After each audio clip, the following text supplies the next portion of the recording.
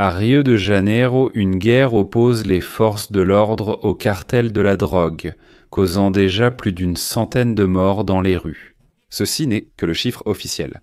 Officiellement, les autorités brésiliennes ont lancé le 27 octobre une opération visant à lutter contre l'expansion territoriale du groupe criminel Comando Vermelho. Selon le gouvernement, l'opération préparée pendant plus d'un an a mobilisé plus de 2500 militaires et policiers. Dans le même temps, des rumeurs circulent déjà selon lesquelles, qu'il aurait cru, Donald Trump serait derrière les affrontements sanglants au Brésil, alors qu'il mène actuellement une lutte contre les cartels de la drogue en Amérique latine. Et les partisans de cette théorie du complot rappellent que le gouverneur de l'État de Rio de Janeiro, Cláudio Castro, s'est auparavant adressé à Washington en contournant le président du pays, Lula da Silva, afin qu'il l'aide, soi-disant, à lutter contre les narcoterroristes. Et la propagande russe, en général, écrit je cite, « Les États-Unis ne laisseront pas le Brésil tranquille tant qu'ils n'auront pas éliminé le président Lula da Silva, partisan de la dédollarisation des Brésils, Russie, Inde, Chine, Afrique du Sud et de la souveraineté latino-américaine. » Mais c'est là qu'une incohérence apparaît. Seulement un jour avant le début de l'opération à Rio de Janeiro, Trump a rencontré ce même président du Brésil, Lula da Silva, en Malaisie, et ils sont parvenus à un accord commercial plutôt avantageux. Je m'appelle Alexei Pichi. Discutons ensemble de ce sujet, mais avant de commencer, je vous demande de vous abonner à cette chaîne, de liker cette vidéo et surtout de laisser votre commentaire sous cette vidéo. Donnez-nous votre avis. De plus, abonnez-vous à ma chaîne Telegram Pichi News. Le lien se trouve dans la description de cette vidéo. Là-bas, nous publions des actualités en temps réel dès qu'elles arrivent. Si vous souhaitez soutenir notre travail, vous pouvez le faire via un don, un parrainage ou un abonnement payant en utilisant les liens et les coordonnées dans la description de cette vidéo. C'est écrit là-bas. Soutenir la chaîne Alexei Pichi. Choisissez le format qui vous convient le mieux. Je vous serai reconnaissant pour tout soutien de votre part. Ainsi, au moins 132 personnes ont été tuées lors d'une vaste opération policière contre le crime organisé à Rio de Janeiro. Parmi les victimes figurent 4 policiers brésiliens. Le gouverneur de l'État de Rio de Janeiro, Cláudio Castro, a déclaré que le chiffre officiel à la suite du raid de mardi s'élève à 58 morts, mais il a sans ajouter que ce chiffre changera certainement au fur et à mesure des examens médico-légaux supplémentaires. Et selon les informations, des dizaines de corps retrouvés par les habitants des favelas ont été exposés dans les rues pour être identifiés par leurs proches après le raid meurtrier. Les images là-bas sont choquantes. Je vais maintenant citer Castro.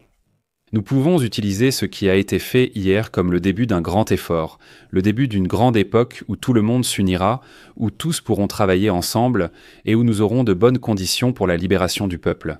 Rio Castro a déclaré que la police a saisi beaucoup de drogue et confisqué au moins 42 fusils lors de l'opération. Plus tard, Castro a qualifié ce raid de plus grande opération de l'histoire de Rio de Janeiro. Cependant, il convient de noter que les raids policiers dans la ville de Rio de Janeiro sont courants avant les événements internationaux. Et la semaine prochaine, une grande conférence sur le climat appelée le Sommet mondial des maires se tiendra à Rio.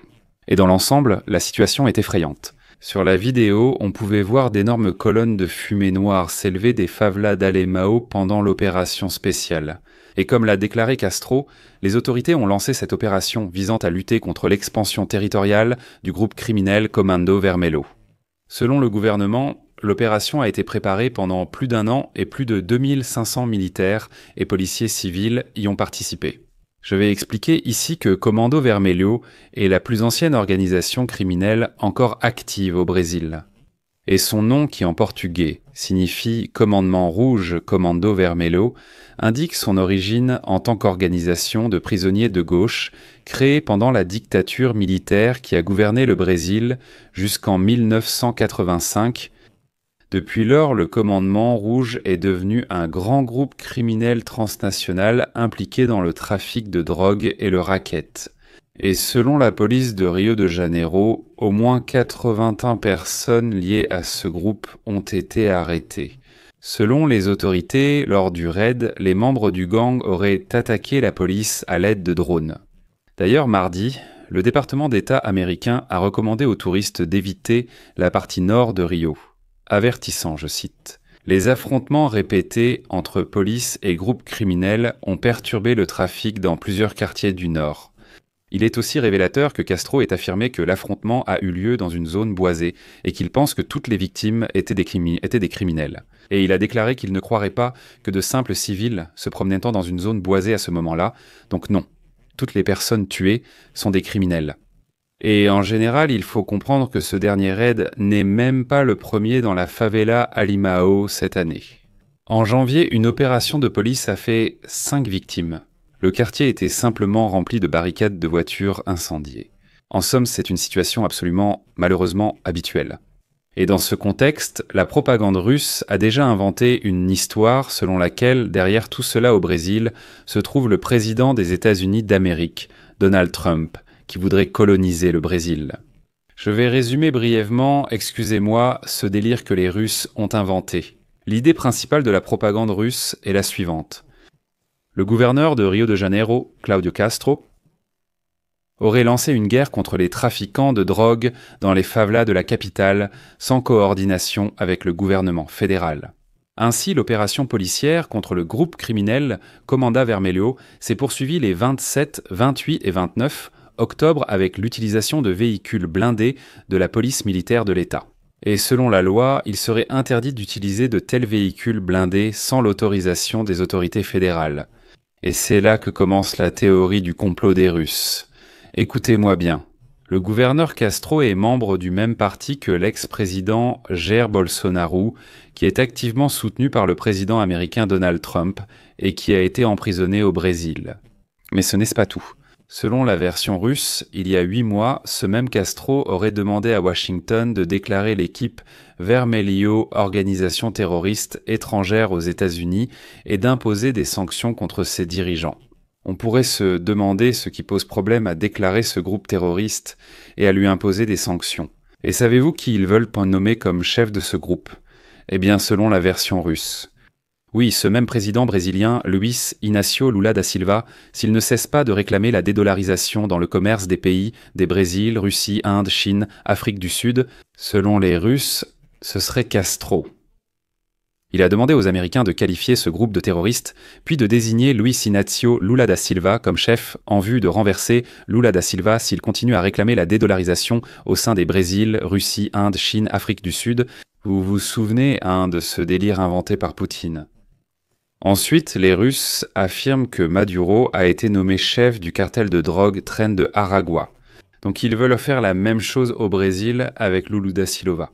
Et tant que Lula n'est pas d'accord, Trump a imposé contre lui des tarifs de 50%. Bon, en réalité ce n'est pas tout à fait ça. Ils ont vraiment imposé des tarifs de 50%. Contre le Brésil parce que Bolsonaro a été mis en prison. Mais là, la propagande russe s'est soudainement effondrée. Apparemment, ils ne s'y attendaient pas eux-mêmes. Le 26 octobre, les présidents du Brésil et des États-Unis se sont rencontrés en personne en Malaisie.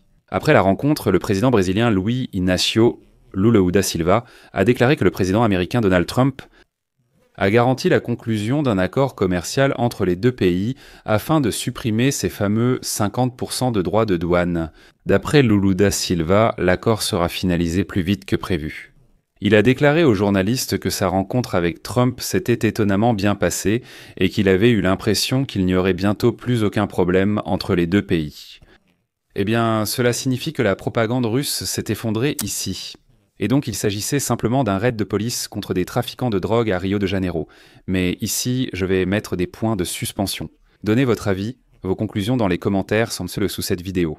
Abonnez-vous à la chaîne, activez la cloche et n'oubliez pas de mettre un like. C'est tout pour aujourd'hui, prenez soin de vous. À bientôt à tous.